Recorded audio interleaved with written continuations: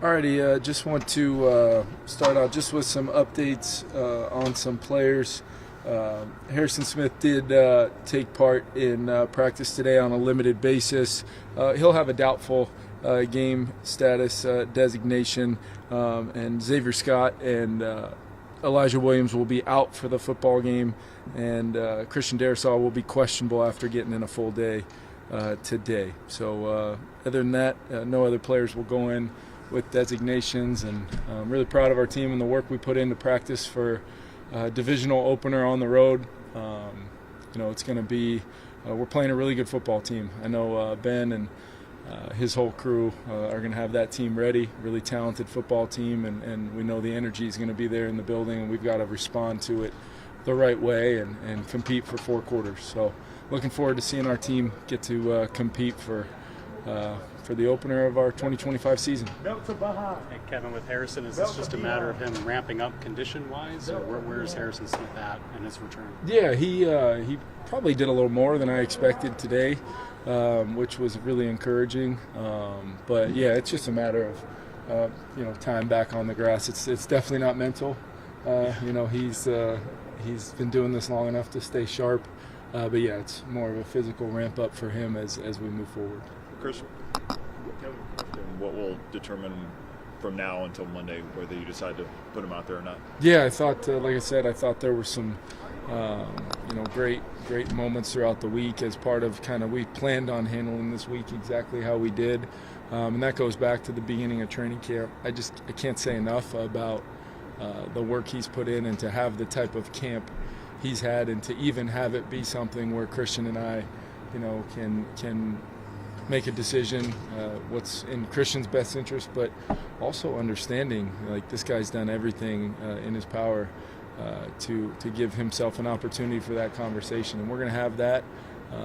It's probably going to be something, we'll see how he feels tomorrow, and then ultimately it's going to be something where this guy has earned the right in our organization, with the snaps he's not only given me since I've been the head coach here, but before that as well. I mean, Christian Darrisaw is a major foundational player for us, but been really just happy with my dialogue with him through this whole time, and ultimately the fact that we're going to be able to have that conversation and figure out if he can go or not this week, and if it's not this week, I know he's getting really, really close. So excited to have that conversation, and stay tuned.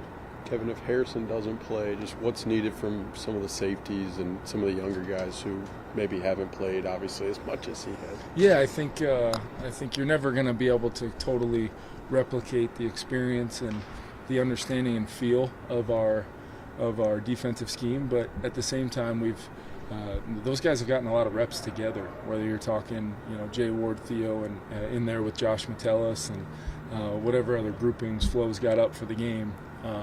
I feel really encouraged by the work those guys have put in, and that's not just this week.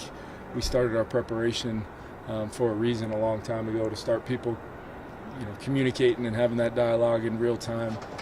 It's a road game, so the verbal communication for our defense will be critical, and then ultimately understanding that Ben's going to throw a lot at us.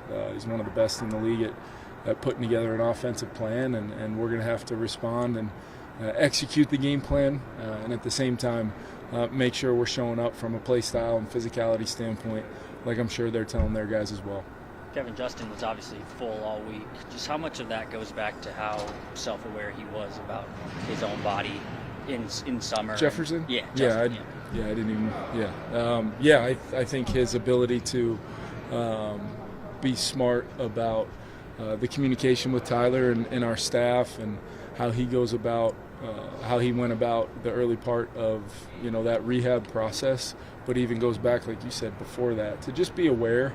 And then ultimately, I've just seen a guy, the maturity level, the maturity that he's shown, and the leadership, and ultimately how he's becoming very businesslike in his approach to everything that he does, has been really impressive to me. And that carried over to the work he did to come back and feel so strongly about where he would be at in regards to a season he's really excited about. And I think you guys, I was not, there was no coach speak involved in my daily kind of update of just how excited I was of hearing him, feeling him, on the field every day throughout training camp when he wasn't practicing.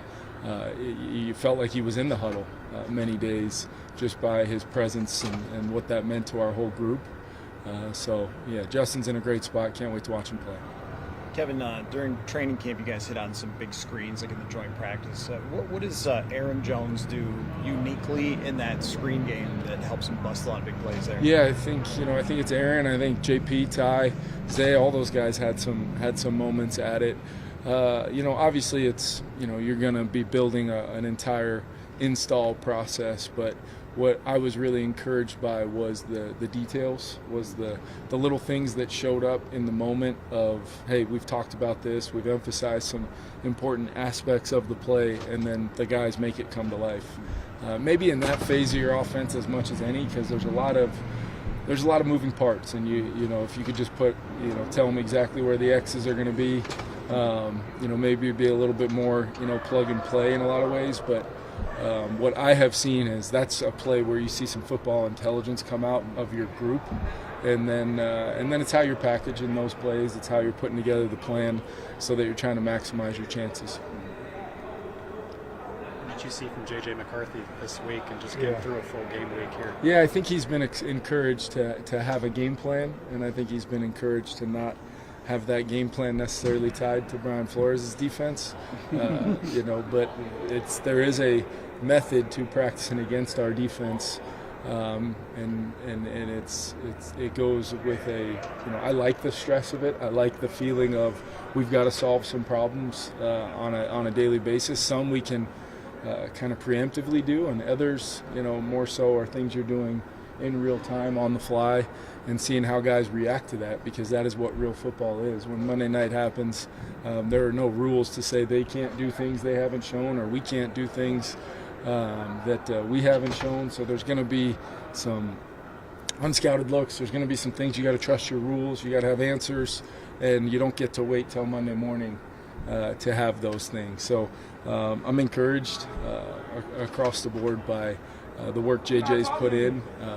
I think he's had a really good week of practice. I think his teammates, you can kind of feel it, started really before the actual game week started. But when you look at his work on Monday, Wednesday, Thursday, and today in the full speed settings, and then the ownership and the understanding of what we're doing in the walkthrough settings, you can start getting to a place where you hope 2 + 2 = 4, and I think that's how he feels. And as I've told him many times, do everything you can leading into that ball getting kicked off, and then him and I are going to be in this thing together, along with a bunch of really talented teammates, a great defense on the other side, a special teams group that's going to compete in their one-play phase every out they get, and an entire coaching staff and the resources we have are behind him and with him, and can't wait to get to do it with him. Last couple. Speaking of special teams, where's your confidence in Miles Price at those 2 returner spots? Yeah, I think the confidence level's high, just based upon clearly what you guys were able to see in the games. I mean, to have multiple kind of plus, above average yardage returns, and his role with the offense is growing by the day as well. And I think, you'd love to have as much experience across your whole team as you possibly can, but when a young guy like that wins the job and gives you the best chance to have a competitive play in that phase, we're going to support him, and we're going to give him every opportunity to go let his talent be on display for everybody to see on Monday night. So I can't wait. I'll tell you one thing, he's a guy that I already know how he's going to respond to the moment, because all he's ever done since he's been here has been ready to be the first guy in, the first guy there, or the first guy ready to go compete regardless of who it's been against, joint practices, preseason games, our defense, whatever it's been. Miles has been awesome and really been a fun young player to coach. Kevin, how important will it be to have a guy like Ryan Kelly with the experience level in that environment with that noise? Yeah, and it's not just Ryan, B.O., CD, Will Fries. You got guys that have played a really good amount of football. And then Donovan, Donovan's played in some of the meccas of college football, including his home stadium. I don't think it was as loud, at the shoe when he was playing as it's going to be at Soldier Field when we're out there on offense. But certainly when you talk to him and you realize just the experience he does have, and then the fact that he does get to play next to Ryan Kelly, making the calls, making sure we're all on the same page. Ryan's dynamic with JJ as, being a young quarterback, and then my dialogue with Ryan of really understanding. I feel like many times, I'm at the line of scrimmage with the group because of Ryan's ability not only in the present to communicate, but then after the fact, on the sideline, those things. And I think that's going to be huge for our whole team. One of the huge reasons why we were so adamant about getting Ryan here, it was not just to make sure Will wanted to come too. It was Ryan was a huge part of our plan offensively, and that's exactly how it's played out. Last one? Kevin, Levi Drake Rodriguez seemed to take a step this offseason forward. Just what did you see from him and his progress from last year? Yeah, really that whole room. But I think what Levi, he flashed. You guys saw him right away as a rookie, just with the traits. He's a big, strong guy with some real twitchiness that translates to pass rush. But what he's done a really good job of is he's really starting to figure out how to apply that skill to all downs. Be a tough guy to block, whether you're trying to double him, whether you're trying to single block him, whether you're trying to confuse him within different run schemes and angles and things like that. He's now applying a lot of those things to different aspects of his game. Jalen Redmond's had a phenomenal camp.